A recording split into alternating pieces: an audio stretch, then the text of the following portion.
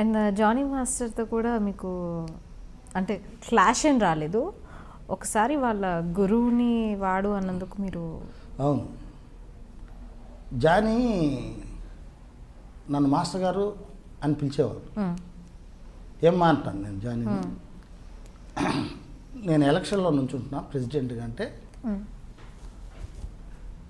Johnny master గురువు గారు ప్రకాష్ అంటే మాస్టర్ మాస్టర్ అంటూ ఉంటారు. వాళ్ళు విద్య నేర్పించారా అంటే నాకు అది జానీ ఎక్కడో నేర్చుకొని వచ్చాడు పాపం. కాకపోతే ఎప్పుడు ప్రకాష్తోనే ఉండేవాడు.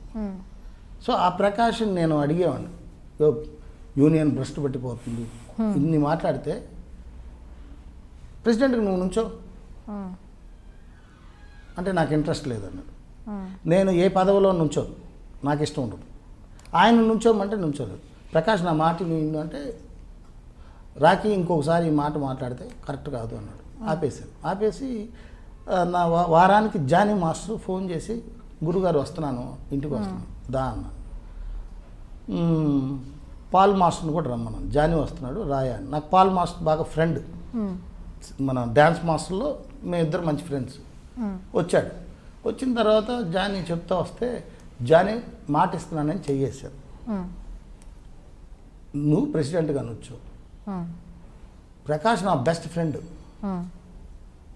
కానీ ప్రకాష్ మాట వద్దు అన్నాడు కనుక నేను నీకు మాట ఇస్తున్నాను, ఎలక్షన్లో నుంచో ప్రచారం చేయన్న.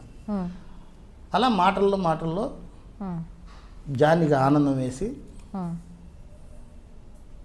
వాడేంది మాస్టాడు ప్రకాష్ గాడు అన్నాడు. మన వచ్చాడు, పాలు పడుకో అన్నాడు. లెగయా అన్నాడు. ఏంటి వాళ్ళ గురువుని రే అంటాడు అని షర్ట్ పట్టుకున్నాడు. అంటే ఇంకోసారి తాట తీస్తాడు.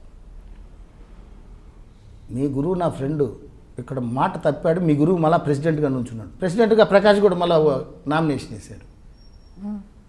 వేయనన్నవాడు వేసావు, జానీని వేయి అన్నా నేను. ఇంకా వేయలేదు, వేస్తున్నాడు. సో నేను జానీకే సపోర్ట్ చేస్తున్నాను. పాల్ మాస్టర్ పెద్దోడా, నేను ప్రకాష్ గారికి సపోర్ట్ చేస్తాను. సో మీరు ఒకటిగా ఉండండి పాల్, నేను జానీకి మాట ఇచ్చాను, జానీతోనే ఉంటాను నేను. అది ఆనందం ఎక్కువైపోయి వాడేంది బచ్చగాడు మాస్టర్ ప్రకాష్ గారు అన్నాడు. దానికి కొట్టేశాడు. పాల్ లేదు, షాక్ అయ్యాడు. ఏమన్నారు నువ్వు, ఏమన్నావు పెద్దవాడిని అంటే అన్నా నేనేమంటే ప్రకాష్, అరే నీ గురువే కదా, రాకి శత్రువునైనా నువ్వు తిట్టినా ఒప్పుకోడు, మేమందరం ఫ్రెండ్స్, నీకోసం పెద్దోడు ఒంటరిగా వచ్చేసి నీకోసం సపోర్ట్ చేస్తానంటే నువ్వు అలా అనకూడదంటే వెళ్ళిపోయి జానీ రెండో రోజు ఫోన్ చేసి మాస్టర్ గారు సారీ క్షమించండి అన్నారు. చెప్పు జానీ అన్న, చెప్పు నాన్న తండ్రి అంటారు, నన్ను క్షమించండి నేను ఇంటికి వస్తున్నాను ఇప్పుడు రానా. వచ్చాడు, వచ్చి ఎప్పుడు కౌగిలించుకొని మిమ్మల్ని బాబాయ్ అని పిలుస్తాను. ఏనా లేదు, మా నాన్న చనిపోయాడు, మా నాన్న ప్లేస్లో మిమ్మల్ని చూస్తున్నాను అన్నాడు. చాలా ఆనందం వేసింది. తర్వాత ఒకరోజు ఇంకా అది చంప మీద కొట్టిన దానికి నన్ను ప్రేమిస్తున్నాడు. అంటే ఎందుకు కొట్టాను, ఓహో తను అర్థం చేసుకున్నాడు ఆ బిడ్డ. సో అక్కడి నుంచి ఒకరోజు పానీపూరి సినిమా షూటింగ్ జరుగుతుంటే, బాబాయ్ రంజాన్కి మీరు పిన్ని పిల్లలు అందరూ మన ఇంటికి భోజనానికి రావాలని వస్తానన్నాడు. ఎక్కడ బాబాయ్ షూటింగ్ అన్నాడు. ఏదో మాల్లో జరుగుతుంది, సాంగ్ జరుగుతుంది, అక్కడికి వచ్చాడు. కూర్చున్నాడు కాసేపు. మధ్యాహ్నం బ్రేక్, భోజనం టైం, భోంచేద్దాం రా అన్న.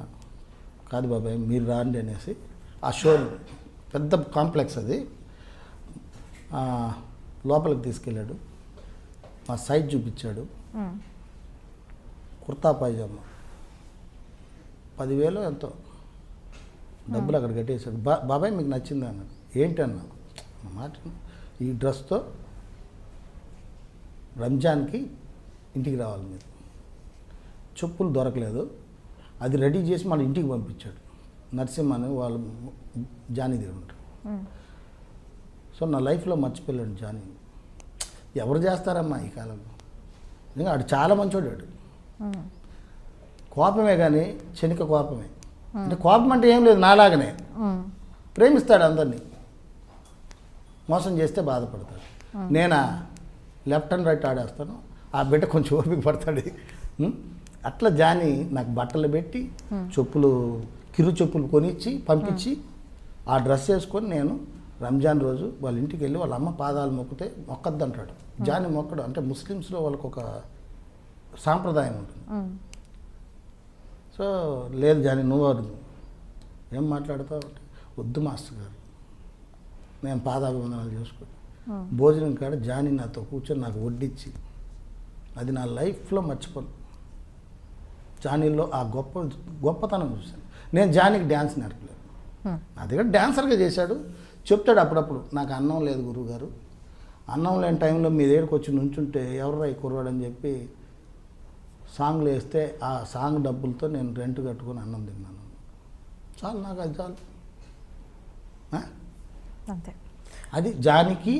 ఇప్పుడు నేను ఏదైనా నాకు ఎక్కువ బాధ వచ్చింది అనుకో, ఏడుపు వస్తుందంటే జానికి ఫోన్ చేస్తాను. ఏనా జానీ అంటే, గురుగారు ఎలా ఉన్నావు ఏంటి, జానీతో షేర్ చేసుకుంటాను. ఎందుకు ఆ బిడ్డ అంటే ఇక మిగతా బిడ్డలకి షేర్ చేసుకోలేను అంటే సత్యగాడికి ఫోన్ చేస్తే బెబ్బెబ్బే అట్టాడు పెట్టేస్తాడు. గురుగారు మళ్ళీ చేస్తానంటాడు. ఓహో ఏంట్రా నాయన, ఇక శేఖర్కి ఫోన్ చేస్తే కట్ చేస్తాడు. వద్దు. ఒకసారి బాధ ఎక్కువైనప్పుడు చాలామందికి ఫోన్ చేస్తుంటాను. మా గురువు గారికి, అమ్మా నాన్న గుర్తొచ్చినప్పుడు. అది మరి నాకు ప్రేమ ఎక్కువైపోద్ది. అట్లా జానీ మంచి హృదయం గల బిడ్డ జానీ కూడా.